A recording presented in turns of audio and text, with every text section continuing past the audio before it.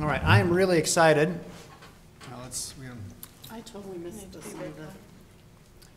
Let's wait. Okay, we're back exciting online. to have I'm really Mike here. excited to have Mike here with us. No, not Katie, yet. It's not liking that we took a break. Again? It's doing this lot.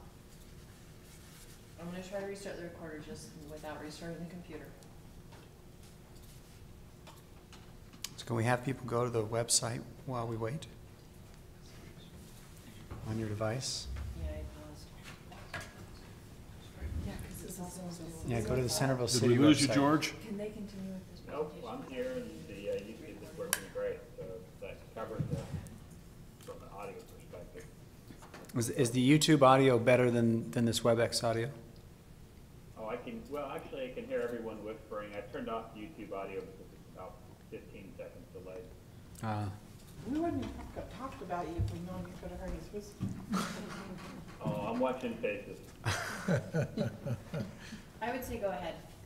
You've got the YouTube recording. That's just my opinion.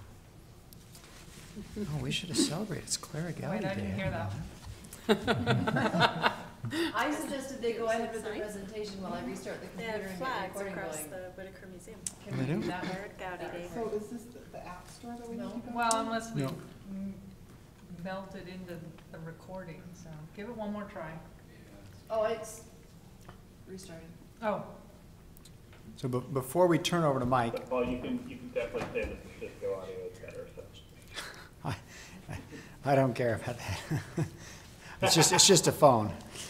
But so what Mike is going to show us is available. There's a link on the city website. If you go to If you go to e-services, is that right? and then interactive maps, On the city website, and then you scroll down on interactive maps, and you'll see a he could probably show you on the screen. Mike, could you speak up a little bit into the mic?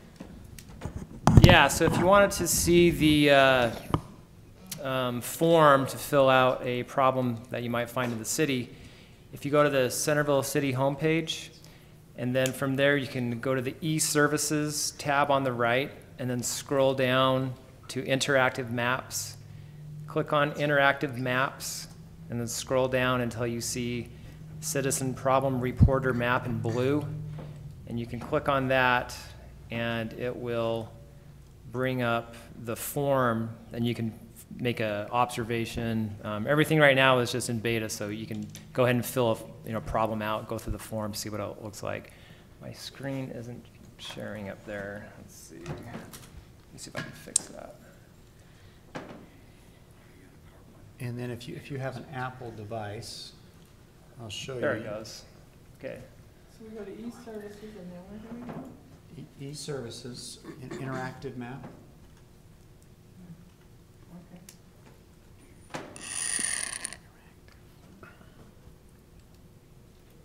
All right. Scroll down. And if you go down far enough, see there's a link that says beta or citizen reporter. Yeah, mine click says on that. doesn't exist or is inaccessible. We've blocked you, Lisa, from Okay, using that's this. okay. You have to live in It Centerville. happens all the time. You have to live in Centerville. No attorneys are allowed. We're afraid they might bill us.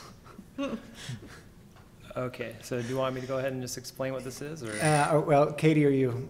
A few seconds, just. Yeah, just let. And I was going to tell them on the top of your. Yep, that's it. But on the top of your page, there's this little square with an arrow in it for those of you who have Mac devices or iOS devices, and it allows you to. Well, how come I'm not getting Because you're not an Apple. I don't know why you're not getting it. What is your? If you scroll down a little bit more, it's not coming up. It's not. Because I'm using it, hogging all the applications. Everybody else's device, you want to try it? Yep, we'll try it. Does your Wi-Fi not work on that anymore? It does. I'll just do it on my phone. So if you click on that little, when it starts working, it's working for everybody but Robin? You're on. Okay, why don't we see, let's see have Mike go through his little presentation first, and then I'll show you how to add this to your home screen so you can report on it on your phone when you're out and about. Okay, so I'm just going to give a tiny bit of background on what this is. So I had a little bit of free time, and I was playing around with some technology that I have with my GIS software, and one of those things is being able to utilize my cloud server. That's part of my software maintenance that we pay every year. And I was trying to figure out a way that people could basically, rather than call in, they could use a map to find a problem and report on it, and city staff could take care of that. So that's the main goal of this, for the Public Problem Reporter app. That's what I've called it right now. So the purpose is it's an alternative to reporting a problem over the phone. The application is for city staff to easily track and then follow up with those reported problems. And citizens, if we wanted to do this, we could also put a map on the web page where they could see the status of the problems that have been reported. So really simply, that's all I had intended for the app. And then just some things about the app. There's no additional cost to using this technology. I'm basically already paying for it with my regular GIS software, so it's kind of like a bonus. It's all cloud-based, so it's not taking up any of our server space. It's actually really easy to use, and it's easy to maintain. That's really all that I have as far as background on the app. It's simple, so I can go ahead and show you how this is how it's used. This can be used on any like iOS device or Android or the computer. It's formatted for any device. So when you click on the link, the first thing that tells you this is meant to report a problem to Centerville city staff. This is not for emergency use. You need to call 911 if you have an emergency. So we wanted to make that really clear before anything happens. And then we just follow the form through here. And so generally it's going to be a new observation if you're out in the city and see something, and it asks you what is the problem. These are kind of a dozen of the most major problems that we have people calling about. So maybe we have a sidewalk issue. From here it will drill down into what the issue was, and it'll be more specific. So maybe it was a trip hazard. If you want, you could describe the problem here. So I could type in, major fault. The location's required, so maybe it's 133 North Main Street. And then on the map, you can drill down and put where it is. If you're out in the real world, you can hit the button right here and it'll find your location with your GPS on your phone, and it'll put it right where it's at. But if we're here in the office, we have to manually actually place that in the right spot. So I think we're about right there. I'm just going to set it there for right now. That's fine. And then it automatically fills in the time and the date. If you want, you can upload a picture. So I had a graffiti picture here earlier, which is another field. And then it's requiring an email so we can follow up.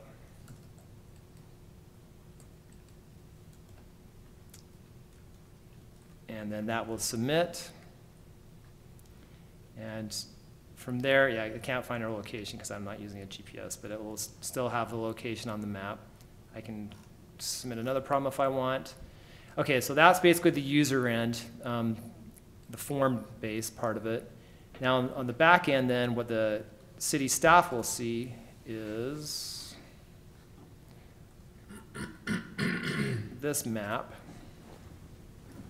I don't think you're sharing on the WebEx, Mike. Oh, I'm not? So you have to, sorry, you got to click share my screen. Okay, I'll try that again. It was sharing, but maybe not now.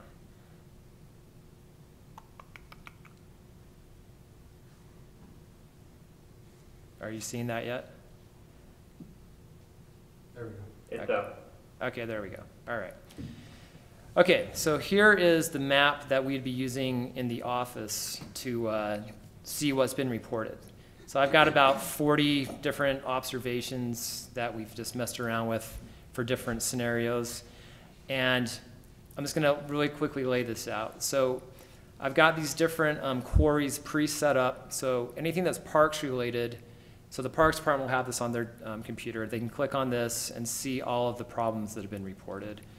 They can drill into that. From here, they can address the issue by editing this point, selecting this tool here, and click on their point, and then they can go through and follow up with this.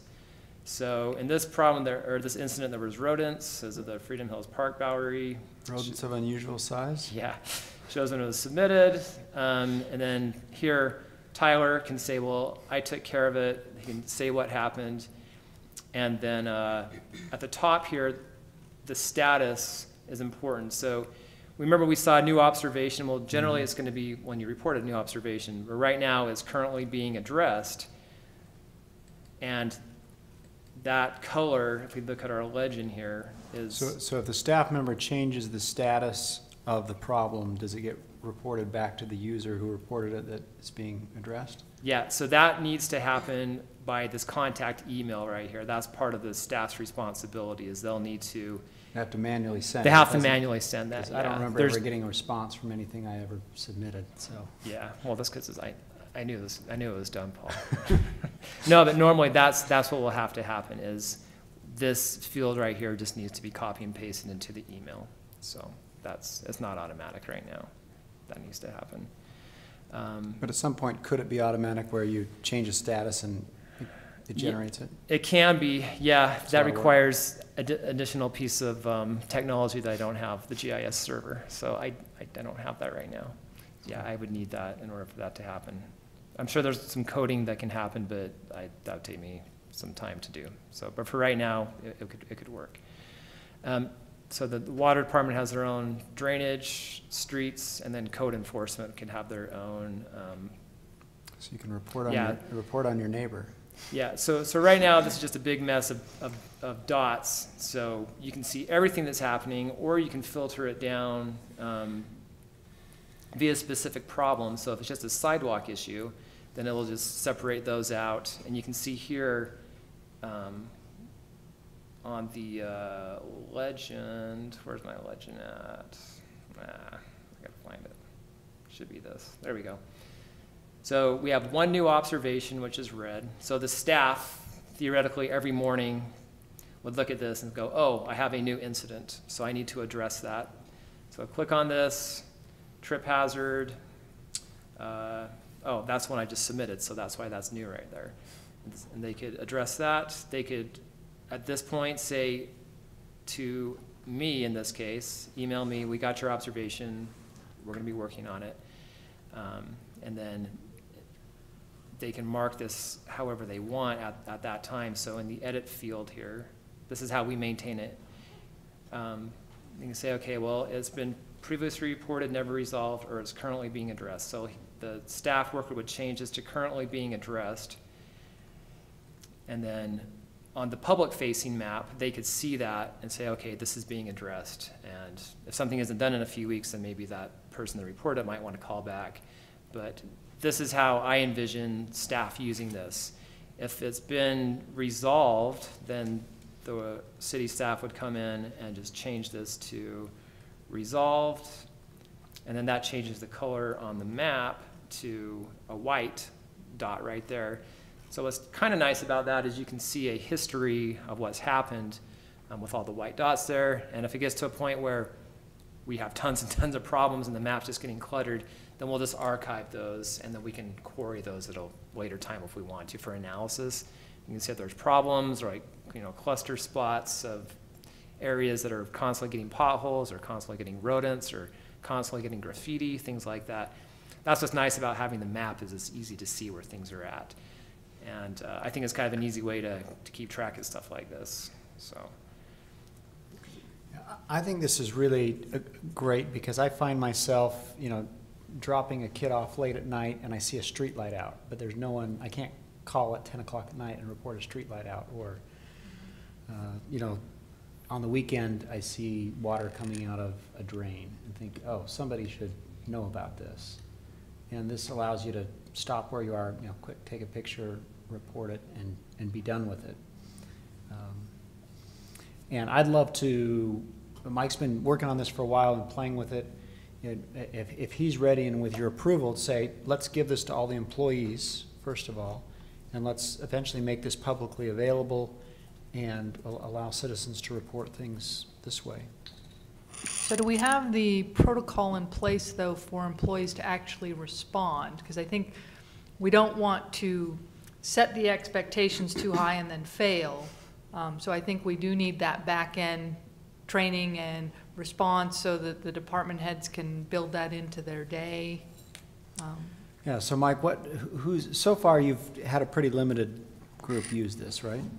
Yeah, and I haven't gotten together with everyone, and they're aware of it, but we haven't sat down and I haven't explained how to use it. That would definitely have to happen, and just get in the mindset of, just like you're checking your email every morning. I mean, the map's there, it's just on, you just look at it. It's just something you get in the habit of doing. I mean, you can check it on your phone as web-based, it's constantly available. But no, we would definitely need to have that training and what the expectations are, and then how to use this as a way of logging your incidents and then making sure you're responding to the citizens. I think that would be super important. So yeah, that would need to happen first. So right now on our contact us form on our website, you can choose, generally where to report a problem and to contact us. And it sends, or it goes to Marcia, and then Marcia distributes it to the right department head. Is my understanding, is that correct, Jake? That's right. Right now, is there a proactive notification, or it only just shows up on the map and you or somebody else has to go in and check to see if somebody submitted it? Yeah, so that's part of this. So this is the overall map of all the problems, but what I have set up is I want to have just an individual map for the streets, so whoever's in the streets would just have their own map for streets. They don't have to worry about other stuff. Same with the code, same with the water, same with the drainage. And this overall master map is something like Suzanne would have, is to see all the incidents. Or if anybody wanted it, they could have that all too. But no, it's the same thing right now. There isn't any kind of automatic notification that like pings your email. So again, like that's that server technology I'm missing that I need. So for right now, it's just a matter of you being diligent, like checking the map to see what's happened there. That's going to scare Lisa big time. Well, and the other is just the creation of the record. We may want to talk about, I know you mentioned archiving. Are we going to retain this data as records, or is it just internal use? Something, just trying to think about grandma requests or something like that, what this might generate. Okay.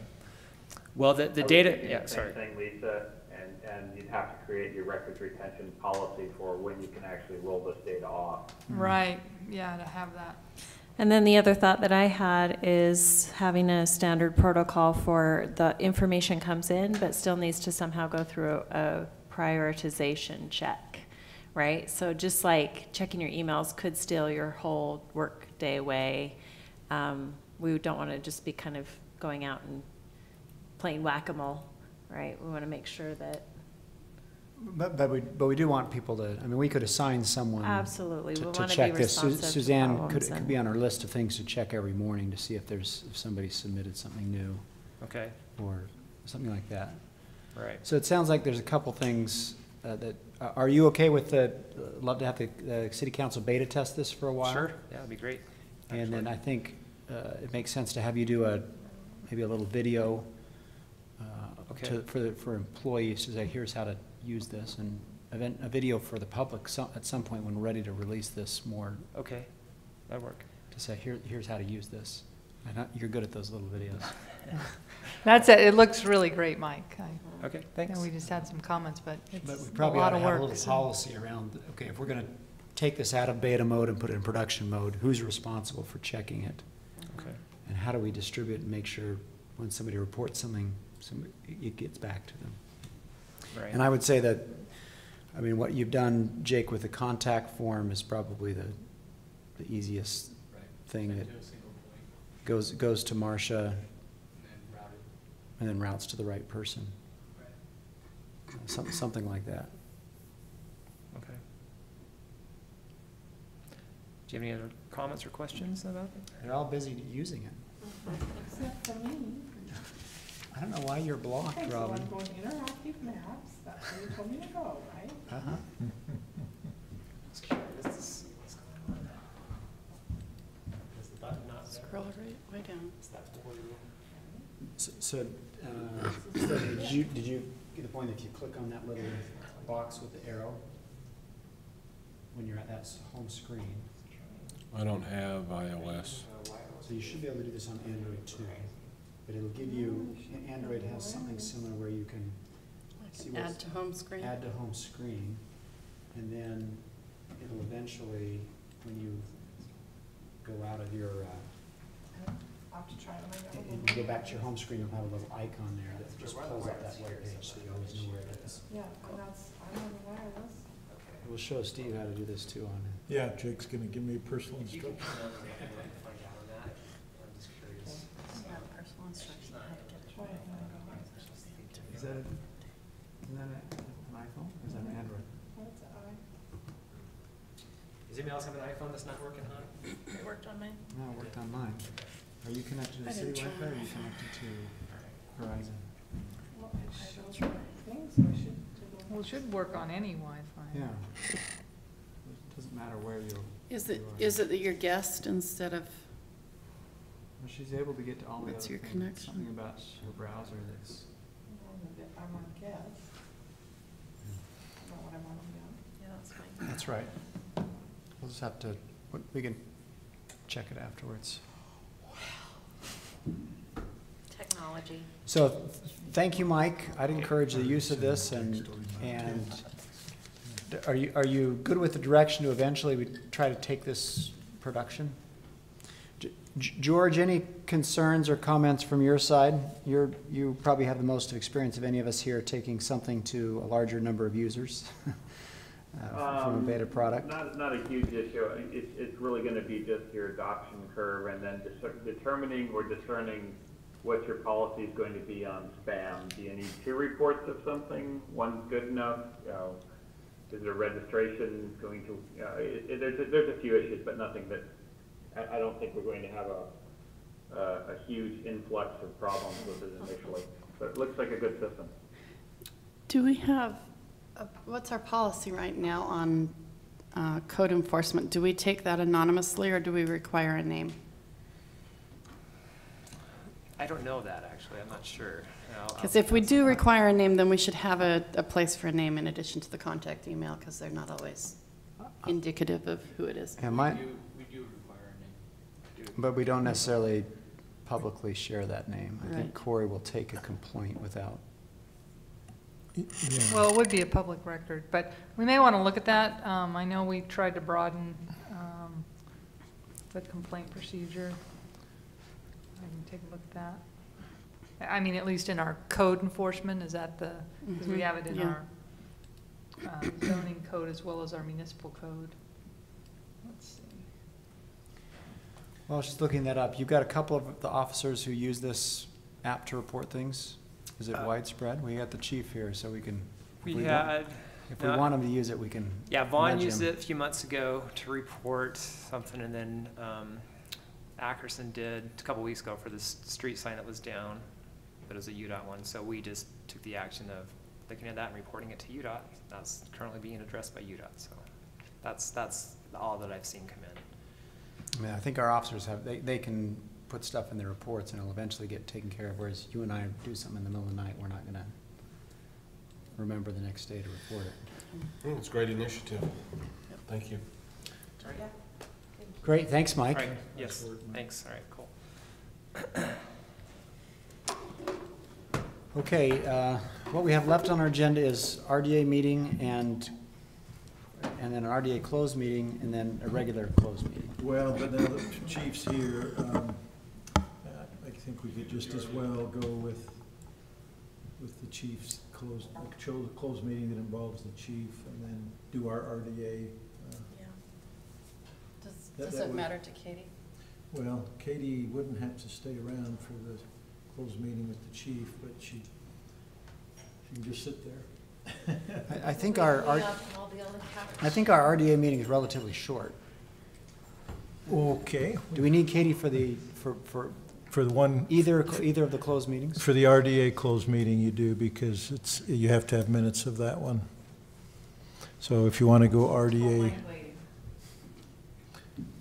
and, I mean, she's okay, as far as I'm concerned, sitting through this other closed meeting. It's just that she doesn't have to take minutes, because it's a personnel issue, it's a character and competency issue. We can take the, Well, I'm just thinking Chief now first the then. complication with your video recording, if you go into the RDA and then come back to the council meeting, and maybe it's just as well as you have your closed meeting, and then we'll, Well, in that case, I'd motion that we adjourn the city council meeting to enter a closed session to discuss character or competency of individuals allowed by state law, and then to reconvene come as an back RDA. to, RDA, reconvene into an RDA meeting. right. Second. So moved and second that we go into a closed city council meeting to discuss personnel issues of character or competence, and then we will reconvene when we come back out into an RDA meeting. Right. We're turning the speakers off in the lobby. Are you gonna vote on that? All in, we have to do a roll call vote, starting with Robin, Aye. George. Aye. Aye. Aye. That's, roll call vote is unanimous. We will go into closed meeting.